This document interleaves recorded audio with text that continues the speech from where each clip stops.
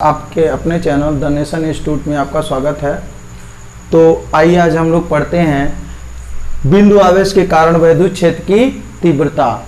वैद्युत क्षेत्र की तीव्रता हम लोग पहले पढ़ चुके हैं, E बराबर F/Q0 होता है। यहाँ पर हम लोग बिंदु आवेश के कारण वैद्युत क्षेत्र की तीव्रता पढ़ेंगे। ठीक है, आप लोगों से सबसे पहला रिक्वेस्ट है, हम्बल रिक्वेस्ट है कि आप लोग पूरी वीडियो देखिएगा, क्योंकि पूरी वीडियो देखेंगे तभी ये चीज़ समझ में आएगी। बीच में आप छोड़ करके चले जाते हैं और आप सोचते हैं कि हमको 1 मिनट 2 मिनट में, 1-2 मिनट की कोई चीज़ नहीं है, वो ये क्लास है। इस क्लास में आपको पूरा अटेंड करना पड़ेगा। 20 से 25 मिनट का टॉपिक होता है, इसको आप पूरा वीडियो एक बार देखिए, उसके बाद आपको दोबारा देखने की ज़रूरत नहीं पड़ेगी। बस एक बार इस समय देख लीजिए, एक बार एग्जाम के समय देख लीजिएगा। आपको फिर ना याद करना पड़ेगा, ना बहुत ज़्यादा नोट्स तो हम आपको देंगे ही, लेकिन नोट्स की बहुत ज़्यादा ज़रूरत नहीं पड़ेगी, आपको यहीं याद हो जाएगा। तो चलिए आइए हम लोग करते हैं। कह रहा है बिंदु आवेश के कारण वैद्युत क्षेत्र की तीव्रता। अब देखो वो पहली बात तो ये जान ले कि बिंदु आवेश क्या होता है। बिंदु आवेश का मतलब कि एक ऐसा आवेश जो किसी एक ही बिंदु पर क्या है, स्थित हो। ठीक है ना, तो उसको हम बोलते हैं बिंदु आवेश। जब एक जगह पर स्थित होगा तो अपने चारों ओर एक एरिया बना लेगा, वैद्युत क्षेत्र बना लेगा, जिसमें वह दूसरे आवेश को आकर्षित या प्रतिकर्षित करेगा। तो ये बिंदु आवेश है, ठीक है ना। और इसके चारों ओर एरिया बना लिया है अपना, और इसके एरिया में ही हमको कहीं पर किसी बिंदु पर वैद्युत क्षेत्र की तीव्रता क्या करनी है, ज्ञात करनी है। तो सबसे पहले तो किसी बिंदु आवेश के कारण वैद्युत क्षेत्र की तीव्रता अगर निकालनी है, ये हेडिंग है, ये हमसे कह दिया है परीक्षा में कि किसी बिंदु आवेश के कारण वैद्युत क्षेत्र की तीव्रता निकालिए। तो सबसे पहला काम आप क्या मानेंगे, माना कि एक, ठीक है, बिंदु आवेश धन Q, 0 नहीं है, धन Q क्या है, किसी बिंदु कहां पर स्थित है, O पर स्थित है। हमेशा बिंदु O मान लेंगे, ठीक है ना। तो पहले हम मानेंगे, माना कि एक बिंदु आवेश, सबसे पहले बिंदु आवेश के कारण कर रहा है तो बिंदु आवेश मान लेंगे, धन Q किसी बिंदु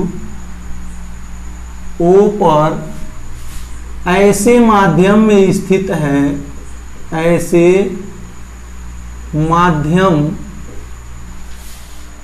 में क्या है, स्थित है, जिसका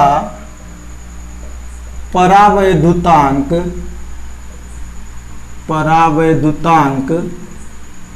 कैपिटल K है।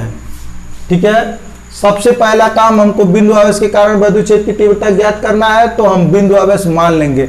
माना कि एक बिंदु आवेश लिखना, देखो भूल गए, बिंदु आवेश यहां पर है, तो बिंदु आवेश क्या, धन Q, यहां थोड़ा सा इसको इधर कर देते हैं, धन Q और यहां लिख देते हैं आवेश। तो माना कि एक बिंदु आवेश धन Q किसी बिंदु O पर क्या है, ऐसे माध्यम में स्थित है जिसका परावैद्युतांक कैपिटल K है। भैया हर माध्यम का कुछ न कुछ परावैद्युतांक होता है, मैं बताया था। निर्वात और हवा का, वायु का जो परावैद्युतांक होता है वह 1 होता है। बाकी जितने माध्यम है उनका परावैद्युतांक 1 से ज्यादा होता है। ठीक है ना। तो चलिए, सबसे कम निर्वात और हवा का होता है, तो इस नाते हम यहाँ पर किसी ऐसे माध्यम को मान ले रहे हैं जिसका परावैद्युतांक K हो। अगर माध्यम की जगह हवा और निर्वात कर देगा, वायु या निर्वात कर देगा, तो K का मान सूत्र में जो आएगा उसमें हम 1 रख देंगे, तो सबके लिए हो जाएगा। तो सूत्र अभी हम जो निकाल रहे हैं वैद्युत क्षेत्र की तीव्रता, वो माध्यम के लिए निकाल रहे हैं जिसका परावैद्युतांक क्या है, K है। तो पहले यहाँ पर मान लेंगे, माना कि एक बिंदु आवेश धन Q बिंदु O पर किसी ऐसे माध्यम में स्थित है जिसका परावैद्युतांक क्या है, कैपिटल K है। अब ये तो हम बिंदु आवेश मान लिए। अगला काम करना क्या है, वैद्युत क्षेत्र की तीव्रता निकालना है।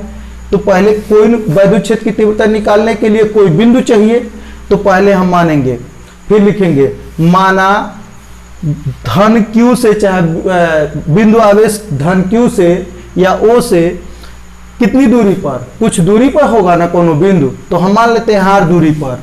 ठीक है, अब हम इसके वैद्युत क्षेत्र में हमें क्या लेंगे, बिंदु P लेंगे। जहां पर हमको वैद्युत क्षेत्र की तीव्रता ज्ञात करनी है। तो फिर हम लिखेंगे तथा धन Q के द्वारा उत्पन्न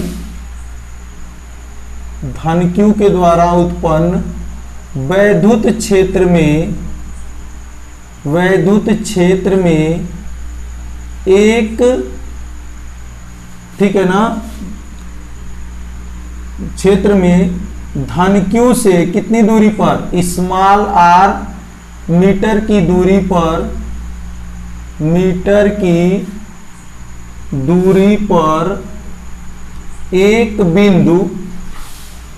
एक बिंदु क्या है, P है। क्या है वो, P है।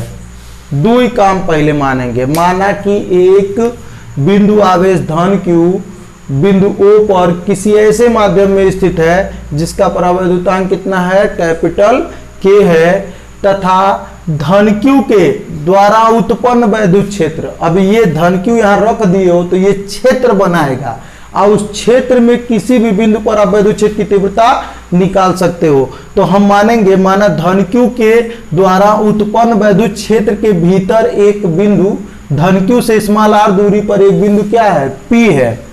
अब इसके क्षेत्रवा में बिंदु लोगे तभी तीव्रता निकलेगी, क्षेत्र के बाहर जाओगे तीव्रता शून्य हो जाएगी।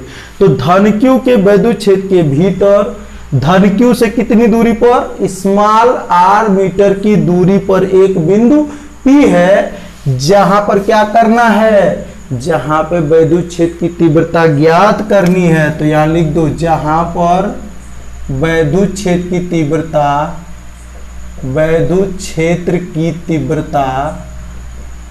ज्ञात करनी है, तीव्रता ज्ञात करनी है। अब ये बताओ कि जब हमको यहां बिंदु P पर वैद्युत क्षेत्र की तीव्रता ज्ञात करनी है, तो जब तक यहां पे कोनो परीक्षण आवेश ले आएंगे नहीं तब तक उस पर बल नहीं लगेगा, और बल और परीक्षण आवेश का अनुपात ही वैद्युत क्षेत्र की तीव्रता कहलाता है। पिछले वीडियो में आप लोग पढ़े हो। तो यहां पर हम इसके लिए क्या करेंगे, एक परीक्षण आवेश ले आएंगे और उस परीक्षण आवेश पे जितना बल लगेगा, बल F और परीक्षण आवेश का अनुपात निकाल लेंगे, तो उस बिंदु पर वैद्युत क्षेत्र की तीव्रता क्या हो जाएगी, निकल जाएगी। तो हम इसके लिए क्या करेंगे, वैद्युत क्षेत्र की तीव्रता ज्ञात करनी हो गया। अब लिखेंगे इसके लिए बिंदु, इसके लिए मान लेंगे, माना बिंदु P पर, बिंदु कहां पर, P पर, बिंदु P पर एक धन परीक्षण आवेश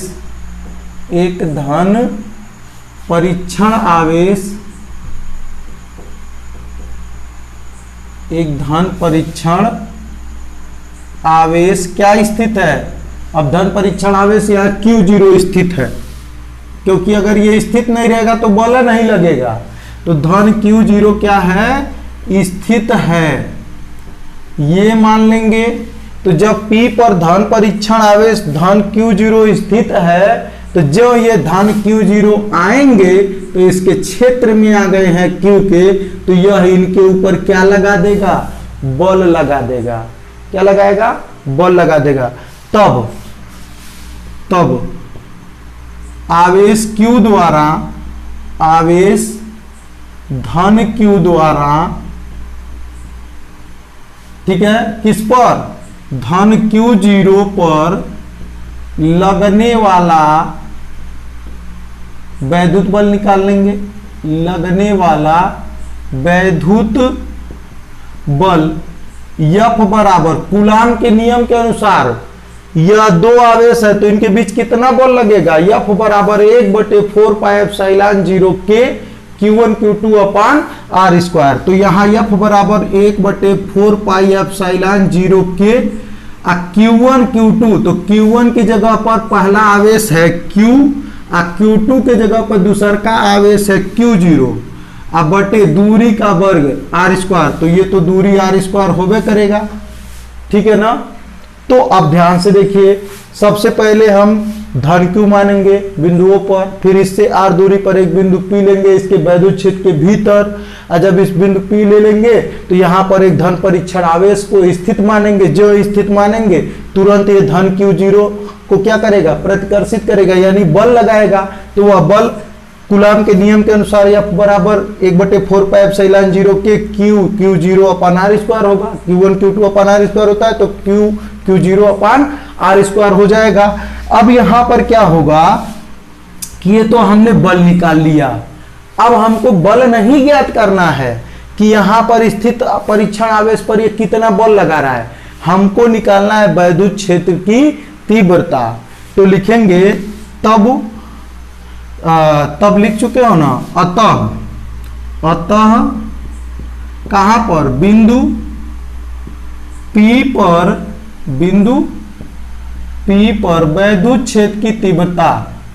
तो वैद्युत क्षेत्र की तीव्रता जब निकालेंगे तो तीव्रता क्या होती है, वो E होती है ना। तो वैद्युत क्षेत्र की तीव्रता E बराबर F/Q0 होता है, सूत्र पिछले वीडियो में पढ़ाए हैं। तो E बराबर हो जाएगा, F का मान रख देंगे, है पूरा मनवा F है का ना है, तो 1/4πε0 के Q0 अपान r स्क्वायर। आप इसमें Q0 का जब भाग देंगे तो यही नीचे वहां Q0 आ जाएगा, भाग दे दीजिए, Q0 से Q0 कट जाएगा। तो E बराबर क्या हो जाएगा, वो E बराबर हो जाएगा 1/4πε0 Q/r स्क्वायर। यही आपका जो है बिंदु आवेश के कारण वैद्युत क्षेत्र की तीव्रता का सूत्र होगा। अब कहेंगे कि इसका मात्रक क्या होता है, तो भैया जो इसका मात्रक होता है वैद्युत क्षेत्र की तीव्रता का, न्यूटन प्रति कूलाम। तो इसका भी मात्रक वही ना होगा, न्यूटन प्रति कूलाम। क्या होगा इसका मात्रक, न्यूटन प्रति कूलाम। तो एक बार और रिवीजन कर लीजिए, देख लीजिए। माना कि पहले हमको देखिए हेडिंग है बिंदु आवेश के कारण वैद्युत क्षेत्र की तीव्रता। तो सबसे पहले बिंदु आवेश मानेंगे। माना कि एक बिंदु आवेश धन Q बिंदु O पर, किसी बिंदु O पर ऐसे माध्यम में स्थित है जिसका परावैद्युतांक कैपिटल K है, तो बिंदु आवेश मान लेंगे। अब बिंदु आवेश के क्षेत्र, चूंकि यहां धन Q है तो इसका क्षेत्र होगा, तो हम ये कहेंगे कि धन Q आवेश के वैद्युत क्षेत्र के भीतर एक और बिंदु है इससे r दूरी पर। धन Q आवेश के वैद्युत क्षेत्र के भीतर धन Q से स्मॉल r दूरी पर एक बिंदु P है, जहां पर इस धन Q के कारण वैद्युत क्षेत्र की तीव्रता ज्ञात करनी है। अब हम यहां पर P है, यहां पर वैद्युत क्षेत्र की तीव्रता ज्ञात करनी है, तो बिना धन परीक्षण आवेश लाए तो ज्ञात होगा नहीं। तो हम मानेंगे, माना धन P पर धन Q0 का परीक्षण आवेश क्या है, स्थित है। जो स्थित मानोगे यह इस पर बल लगा देगा, तो बल कूलाम के नियम के अनुसार निकल जाएगा। बल F बराबर 1/4πε0 के Q0 अपान r स्क्वायर। और जब बल निकल जाएगा तो वैद्युत क्षेत्र की तीव्रता E का सूत्र होता है F/Q0। F का जो मान है उसमें Q0 का भाग दे देंगे, तो है पूरा मनवा में अगर हम Q0 का भाग दें, नीचे वहां Q0 लिख दो तो Q0 क्या हो जाएगा, कट जाएगा। तो E बराबर हो जाएगा 1/4πε0 Q अपान r स्क्वायर, और वैद्युत क्षेत्र की तीव्रता का मात्रक होता है न्यूटन प्रति कूलाम। ठीक है ना। तो इस तरीके से आप लोग का ये बिंदु आवेश के कारण वैद्युत क्षेत्र की तीव्रता हो गया। धन्यवाद।